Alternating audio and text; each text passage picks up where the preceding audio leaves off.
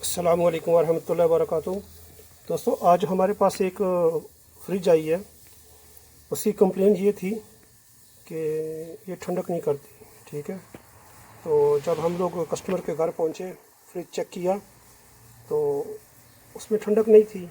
हम लोगों ने वेपरेटर खोला तो वेपरेटर के ऊपर सिर्फ कैपिलरी के पास थोड़ा सा, यानी एक पाइप के ऊपर तलज थी, बर्फ़ थी।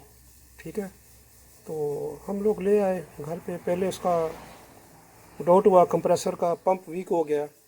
ठीक है, फिर जब हम लोगों ने चेक किया तो उसका पंप सही था। फ़िल्टर काटा तो ये देखें कैपिलरी साइड से, ये कैपिलरी साइड से देखें कितना बुरा चौक है। ठीक है, ये देखें बहुत बुरा चौक है कैपिलरी साइड से, एकदम बंद है। चौक क्या, ब्लॉक है, ब्लॉक। ठीक है, तो अभी अल्हम्दुलिल्लाह हम लोगों ने इसको नया फ़िल्टर लगा दिया है। Capillary, section line, discharge line, ये मुकम्मल तौर पे हम लोगों ने इसको साफ़ किया है। साफ़ करने के बाद नया फ़िल्टर लगाया। फ़िल्टर लगा के अभी हम लोगों ने इसको प्रेशर दे के इसकी लीकेज वगैरह चेक करेंगे और उसके बाद इंशाल्लाह ये रेडी हो जाएगी।